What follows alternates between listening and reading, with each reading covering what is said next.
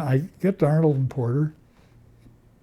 Jeannie and I take a 1-year lease on an apartment that's within walking distance of the firm. Uh, and and I'm signed up to go to take the bar review course. And so I'm taking the bar review course in the morning, and I'm working half days in the afternoon. Friday of that first week, I get to the office, and my secretary says, the managing partner wants to see you. Well, wow, I wonder what I did. So I go down and see the managing partner, and he says, we've got this big railroad merger case going on in Chicago, and we need you there. Would you be willing to go to Chicago for 3 or 4 months to work on this railroad merger case? I said, sure, I know this firm does work all over the place, and that's one of the appeals of the firm. So yes, I'd be delighted to go to Chicago. And he said, well, great. He said, now the guys in Chicago will call you and tell you exactly when they want you there. And in the meantime, and it'll probably be the first part of next week.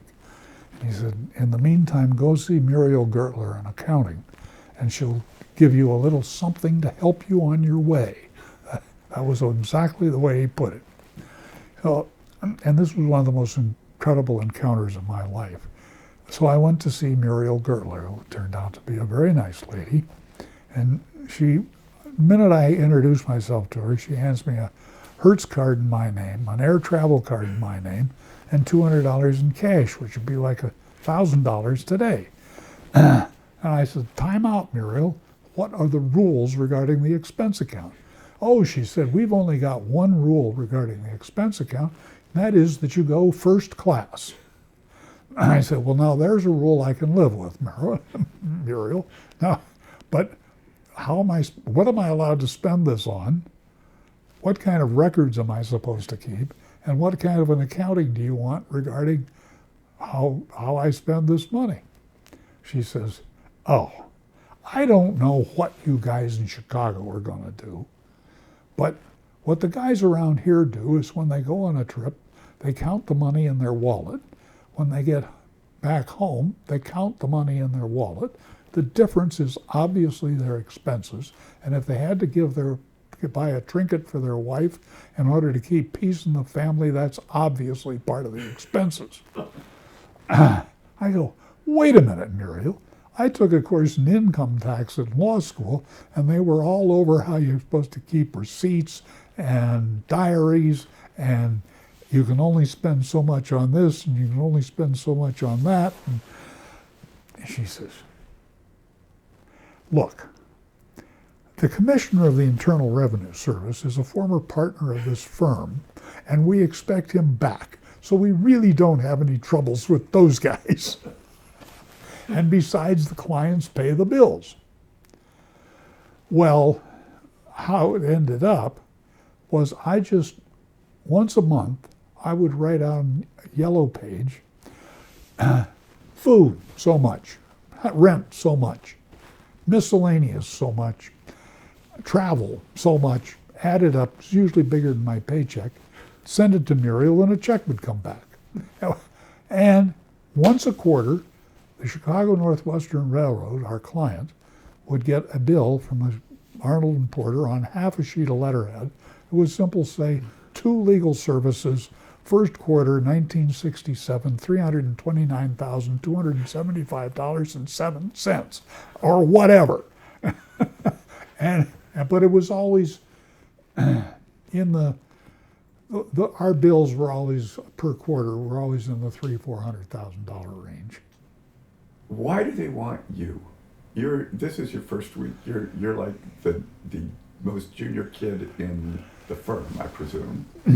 And they had a 5-lawyer team in Chicago, and they wanted somebody to fill the shoes of Ralph Temple, who was a member of the team in Chicago, who was leaving the law firm in order to run the ACLU office in Washington, D.C.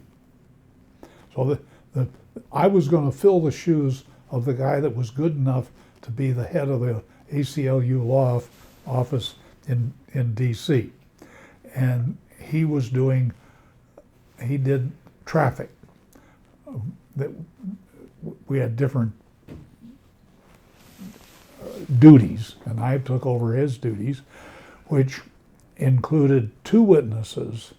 One was Ivor Olson, who was a retired traffic manager, traffic vice president of the Chicago Northwestern Railroad, the people that sell. He was a sales guy, and W. Edwards Deming, who did statistical samples of the railroad movements on the Chicago Northwestern in 1964. And he'd pull out these samples of rail car movements, or the railroad pulled them out according to his directions. And then Ivor would analyze them. And also I was in charge of shipper witnesses, which are the traffic managers from big companies to come. I would fly all over the country persuading people to come to Chicago to testify that it would be wonderful if the Chicago Northwestern got the Rock Island and terrible if the Union Pacific got the Rock Island. What this case was all about. Yeah. And I learned this, back up a little bit. I've got to be in Chicago at 6 o'clock Tuesday evening. It's now early afternoon Monday in Chicago. Can't get a plane ticket because there's an airline strike going on. Can't get on a train because the trains are all filled because the airline strike's going on. So I rented a car and drove to Chicago.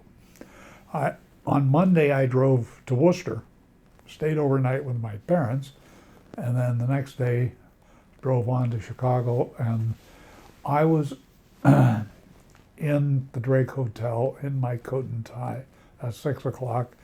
And the next thing I know, we're all in cabs and we go down to the Prudential Building. We're on the 37th floor of the Prudential Building in the Mid-America Club in a private dining room with lawyers from two law firms that are handling railroad merger cases for the Chicago Northwestern and the top management of the Chicago Northwestern Railroad. And the conversation went something like this. Ben, the lawyers were saying to Ben Heineman, the president of the railroad, chairman, his title was chairman. Ben, you and all the railroads of the West are going to spend tens of millions, if not hundreds of millions of dollars on all of these railroad merger cases that are coming down the pike, because obviously the railroads of the West have to be restructured, and here's the way it's going to be. And they laid out exactly the way the railroads of the West are restructured today. I said, no, the northern lines are going to get together with the Burlington.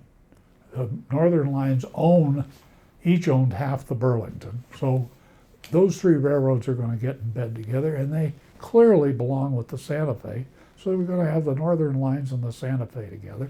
The SP and the UP are going to go together, and all these other little railroads are going to get gobbled up. And they laid out how the railroads are today. And they said, Ben, you and the presidents of these other railroads basically need to sit down and work this out, and you'll save incredible amounts of money. And Ben said, and we're looking out over, I'm looking out over the city of Chicago, and all I can think of is Carl Sandburg's poem, Chicago, Player with Railroads. Because these guys were talking about all the railroads of the West like they were kids playing with electric trains. and Ben said, Gentlemen, you are absolutely correct, and I totally agree with you, except there's one problem. The egos of all the various presidents of the railroads, and I know most of these guys, of course, will not allow an agreement to happen. We're going to have to go at it the hard way. So just to be clear, it was the Arnold Porter guys that were laying this out to Ben, that this is how it should be. Right. And then he says, yeah, great, but, yeah. The Arnold and Porter lawyers and the lawyers from this other firm that were handling two other mergers that were going on. The Northwestern was trying to acquire the Milwaukee and the Great Western.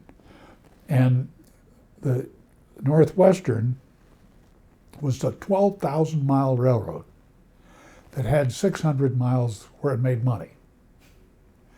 They lost money on 12,000 miles and 600 miles between Omaha and Chicago. There was one railroad west of Omaha, it was called the Union Pacific. There were 6 railroads between Omaha and Chicago. The Northwestern, the Rock Island, the Illinois Central, the Great Western, and the Milwaukee. And the Union Pacific was trying to acquire the Rock Island, and the Rock Island was in even worse financial shape than the Chicago Northwestern. The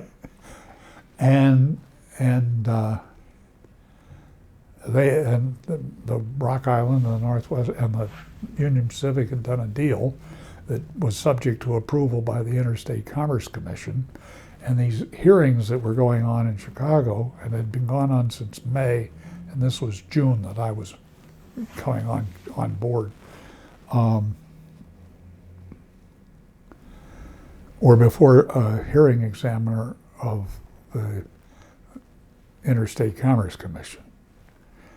And all the railroads of the West were in these hearings. We never had fewer than 20 lawyers in the room at one time. And the hearings went on for 2 years. And during that 2 years, I worked mostly with Ivor Olson and with Dr. W. Edwards Deming, who was one of the most unbelievable characters anybody has ever met. He is the guy that taught the Japanese to build cars. A little while ago, I was with a friend, a college roommate of mine from Wesleyan, who taught Japanese history at the University of Southern California for 37 years. And I told him that I worked with a guy that taught Japanese to build cars, and his thought to himself was, oh, he couldn't possibly have worked with Deming. And I told him I worked with Deming, and he said, well, that's unbelievable. He says, do you know how society in Japan works? The social pecking order. It says it goes like this. There's the emperor, there's Deming, and then there's everybody else. And I'm sure that's true, because I worked with the son of a bitch. I mean, he was the most arrogant, unbelievably confident character I've ever met. And the problem was, he was right most of the time. And I mean, you know, all the supply chain problems we've been having for ever since the pandemic started, they're all his fault. Because everybody adopted his bright idea of just-in-time delivery. That's Deming. Mm-hmm. Mm-hmm.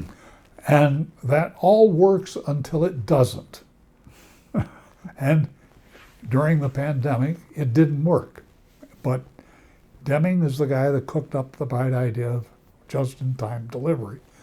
And he used statistics to determine quality in management. That was his thing.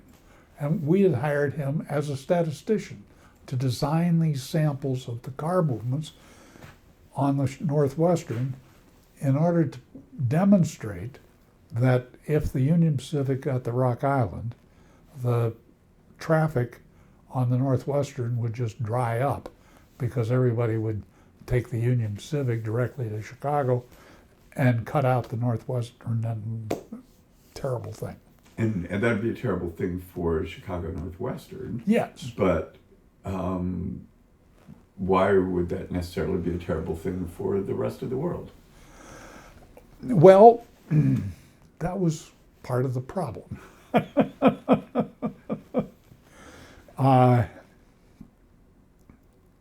Well, for one thing, the fact that the Northwestern got a fair amount of the traffic between Chicago and Omaha supported this other 12,000 miles of railroad. And for example, one time I got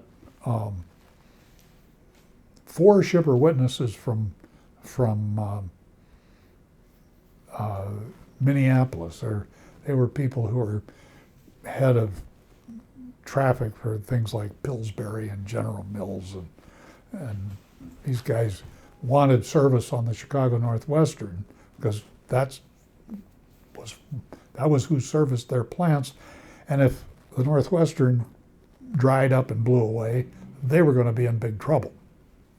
After I'd been there maybe 2 months, and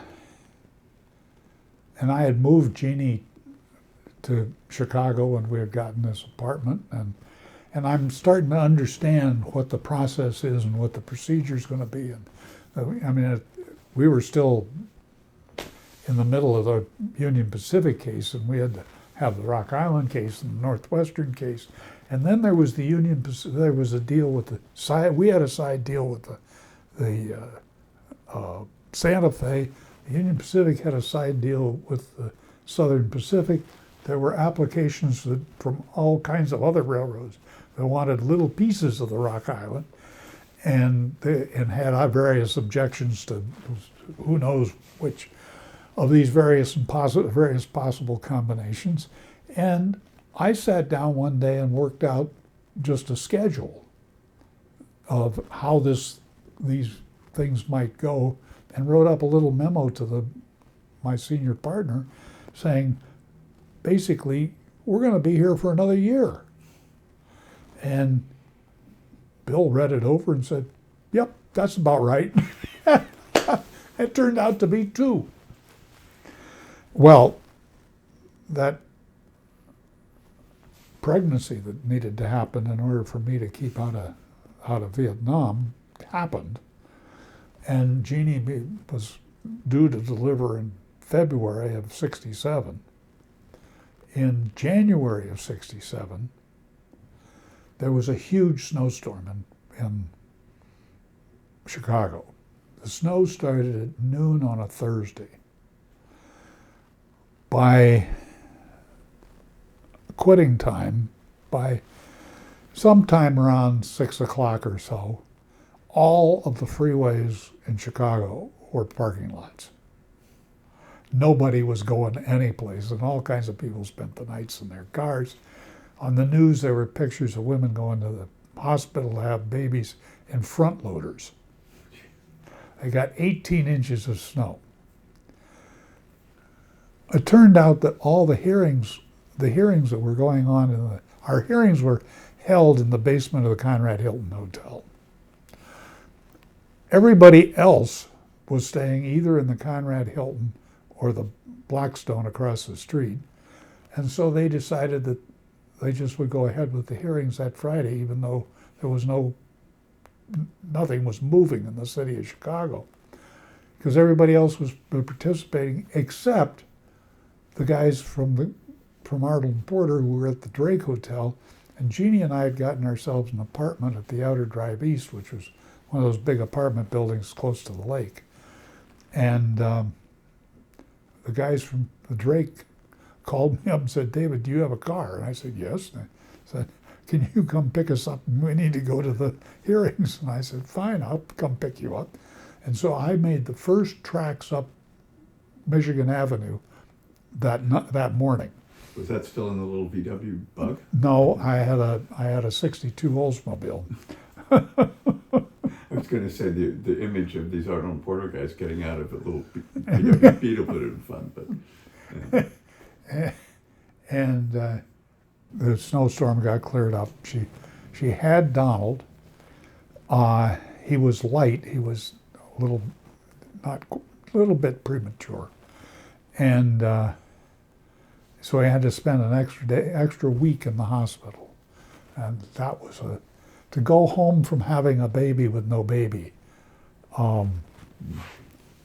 was kind of tough, and it was very inconvenient because when we moved to Chicago, Jeannie did not have she had an obstetrician in Washington. She did not have an obstetrician in Chicago, so she went to an obstetrician that was recommended by a girlfriend, the wife of one of my law school buddies who had moved to Chicago, who had grown up in Chicago. And he was a Chicago kid, but they lived on the North Shore, and we're in downtown, and so Donald was born in the Northwestern University Hospital, half an hour away from downtown. And so that was significantly inconvenient. And then we had him home for a week, and he stopped breathing. Jeannie was changing his diaper, and he stopped breathing, and she grabbed him by the legs, held him upside down, smacked him on the bottom. He screamed and started breathing again. She immediately called the pediatrician, again, up in Evanston, and we took him up there, and the pediatrician probably spent 2 hours examining. I mean, he did every trick in the book, and he could not find anything wrong with Donald. So we took him back home, and it was the next day that I had scheduled to bring these shipper witnesses I told you about from Minneapolis, and that was done. I took a cab out to Midway to the Northwestern hangar where the Northwestern private jet was housed, got on that jet by myself. The pilots flew to Minneapolis. I met the shipper witnesses, spent the hour flight back to Chicago preparing them to testify. We were met by the chairman's limousine. I mean, these guys were important to the railroad. And the chairman's chauffeur told me that the baby was sick and I needed to call my wife. And the limousine had one of the first car phones ever. Heinemann was on the board of the Bell Telephone Company. And so he had a phone in his car. And I called, he said to call the chairman's secretary. So I called her. She said, the baby is sick. Call your wife. I called Jeannie. Jeannie said, we've got to go to Children's Memorial Hospital. Can you come home as soon as you possibly can? So then I spent the drive into downtown Chicago from Midway telling one of the other lawyers in our group about these witnesses and what they're going to testify about, and told him I was going to drop them off in front of the Drake Hotel, and he was to be there and meet them, and here's what they're going to say, and you're going to have to put them on the stand, and I'm going to the Children's Memorial Hospital, and of course everybody understood. And I took the limousine, dropped me off at the Outer Drive East, and Jeannie and I and Donald went to Children's Memorial Hospital, and Donald spent 2 weeks playing Stump the Doctors, and they were starting to get to the point where they didn't believe Jeannie that he had really stopped breathing, and twice now he stopped breathing, and I was standing in the hallway holding him, and he stopped breathing, and there was a doctor as close as you are, And I just tapped him on the shoulder. He put a stethoscope on him, tweaked his nose, he screamed, and the doctor said, he stopped breathing. Then they believed. And, I mean, one thing I'll never forget was one time we came to the hospital to see Donald, and at that point he was in his own private room. And we walked into the room and there was no Donald. You know, now we went to the nurses and they said, well, he's off someplace getting tests and blah, blah. Now, yeah, right, you know, where's our baby? And eventually, pretty soon, he came back. And then after a few days, he was old enough, I don't understand exactly what the protocol was, but they put him in a ward with 6 other babies. Now, we were a little anxious about our situation. The parents of the other 6 babies all knew that their babies were going to die. They had either spina bifida or hydrocephalus or both. And they knew that the doctors were doing their best to keep those babies alive simply to learn about those conditions. And today, babies with those conditions often live to adulthood, but in those days they didn't. And in any event, he spent and finally they diagnosed him as epileptic, and put him on phenobarbital. And then we took him back home, and he was fine. With the phenobarbital, he was fine. And after 6 months, we took him back to Children's Memorial Hospital, and the doctor who had diagnosed him, you know, you can tell sometimes when somebody's surprised. He could find no signs of the epilepsy. And finally he said, I think he's cured, we'll wean him off the phenobarbital. And that's what we did, and he's been fine since then. Great. that turned out well. And the one part about all of that I'll never forget was, the senior partner I worked for was a profane, brilliant Irishman. And I mean, he was the kind of Irishman you just had to love him for being the way he was. And when Donald was in the hospital, one day, Bill was not in Chicago. He'd gone back to Washington for some reason. And our offices were kind of a bullpen arrangement, and I could hear the other guys, and I could hear them talking to Bill. So I knew he was going to get transferred to me. And he got transferred to me, and I was about to tell him about what I was working on.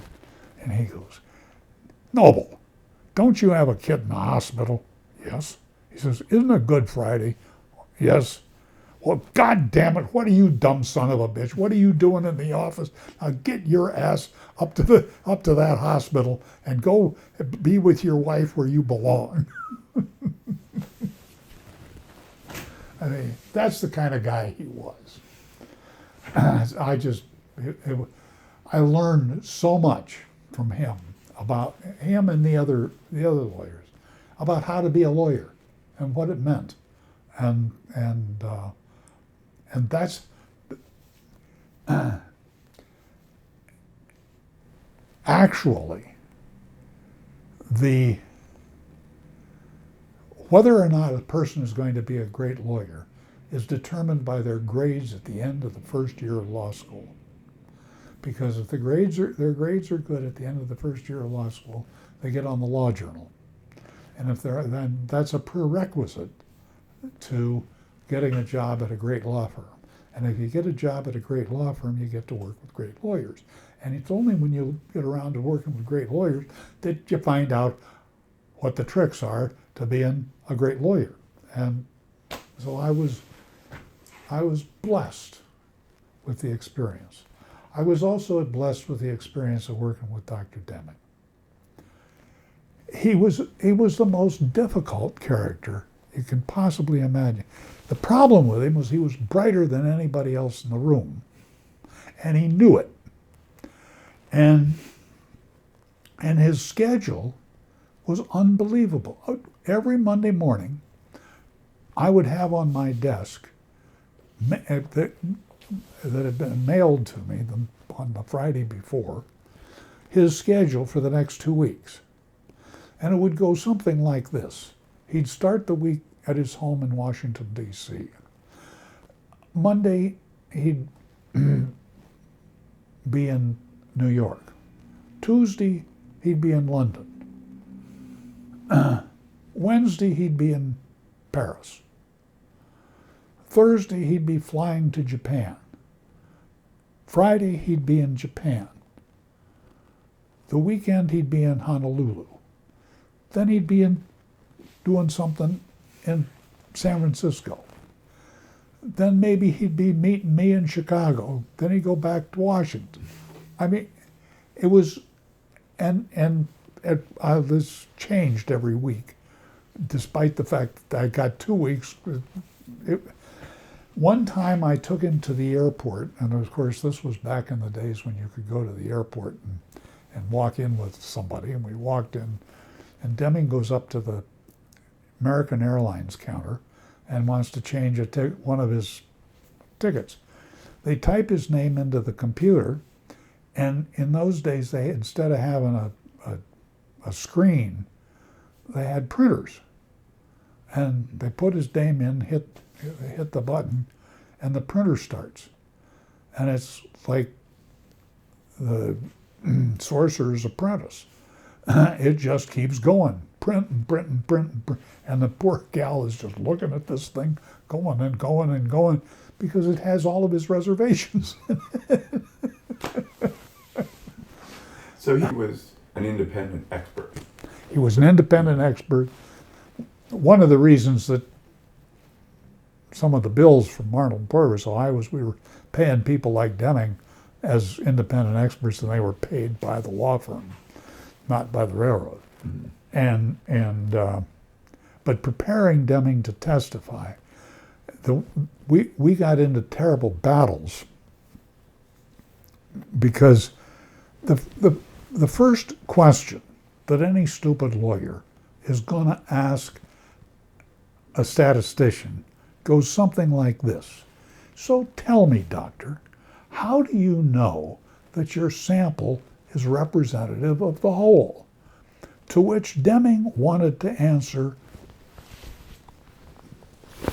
I don't care. Which of course is the truth, but it's a horrible answer. And I worked with him, I can't tell you how much, to persuade him. Proper answer to that question is the degree to which the sample is not representative of the whole is demonstrated by the standard error, which tells you how reliable the sample, whether or not the sample is reliable and to what degree. That's the proper answer. But getting Deming to say that was just nuts. It was problems like that I had to spend a lot of time with him, and I would go to San Francisco, get on a plane with Deming, fly to Washington in order to spend 5 hours with him. It was, and that just-in-time delivery, he just-in-time delivered himself to the airport. I mean, I'd be sitting there waiting for him to show up. The stewardess would be just about to close the door, and here comes Deming. Which makes you wonder, did he figure that out and then apply it to everything else, the rest of his life and everything else? Wouldn't surprise me. So, but the working with Deming gave me a line for how to cross-examine virtually any expert. I don't care whether you're talking about a physician or a petroleum engineer or whatever. I'd say to him, so tell me, do you understand the science of statistics? Well, yes. I mean, every expert's going to claim that they know something about statistics because they've heard of statistical sampling. So you're also familiar with the concept of calculating a standard error, certainly. And a calculating a standard error is done in order to determine the reliability of a sample. Well, that's true. So tell me, have you ever calculated a standard error on your opinions to determine their reliability? And they go, oh, no. No further questions. Ladies and gentlemen of the jury, how can you believe this guy if he doesn't even calculate a standard? Now, of course, that's bullshit. Yes. But they don't know it. And So you use that trick a lot. I did. Shamelessly. Shamelessly. And it was I had one expert, a petroleum engineer, who was on the stand, and he had testified on deposition that there was $7 million worth of oil and gas beneath a particular 58-acre piece of property. And he was on the stand in a jury. No, it was a trial. I think we were trying this to the court. And it was a trial to the court. And on voir dire, the questioning that one gets to do of an expert witness to determine whether or not they're an expert, I had touched him up pretty good leading up toward that question. He could see it coming. And finally the judge goes, Mr. Noble, don't you think you'll get a chance to cross-examine? Do you think we ought to let Mr. Smith proceed with his direct examination? Well, when the judge asks you if you think something, yes, you think exactly what he thinks you ought to think. And so I sat down. They got to the $64,000 question. Do you have an opinion on how much oil and gas is beneath this particular piece of property? And he said, no. The judge goes, Mr. Smith, would you like some time to talk to your expert? Yes. Well, he wouldn't change his mind. I scared him to death. And Smith had no other evidence of value. And that was the end of that case. So, yes, that was... And I just really enjoyed Deming. I spent time with him in his home. And the freezer compartment of the refrigerator in his kitchen was remarkable. It had 3 things in it: Bombay dry gin, olives, and martini glasses. And you could, at Ed's house, you could add anything you wanted to drink as long as it was a very dry Bombay dry gin martini. He was an efficiency expert, remember? That's right. As I've said, we lived in an apartment right on the shores of Lake Michigan called the Outer Drive East. And it became apparent to me that I needed to do something for exercise. So I bought a bicycle. Not only did I buy a bicycle, I bought a bicycle and had them put an extra large front sprocket on it. And the consequence was that it had a very, very high top gear. And I could make that thing go about 35 miles an hour.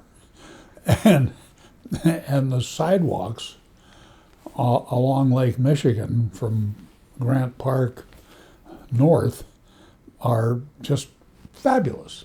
And I had more fun riding up and down the sidewalks there. Now, we only lived in the Outer Drive East for about a year, and then we moved to Wilmette. No, to Winnetka. literally across the street from New Trier High School. A house that no longer is there because it was a tear down when we lived in it. But that's where we lived for the second year. Why did you decide to move out? I mean, Jeannie didn't like being downtown. She wanted to be out someplace where she'd have some place to take the baby. mhm. And really, the only friends we had were the Howes, who had been friends in law school, and it was close to them, and their friends who they introduced us to. So, and the house we got was 1 block from the Indian Hills station on the Northwestern Railroad, and so commuting to work was really easy. I just got on the train and went downtown, and our offices were in the train station, so it was very convenient. As the case progressed, it became more and more boring, if you want to know the truth. And it also was producing an enormous transcript. By the end of the case, there was 57,000 pages of transcript. And it became clear to me that when we got back to Washington, the first job would be digesting that transcript. And as the youngest member of the team, I knew who was going to get to digest the transcript.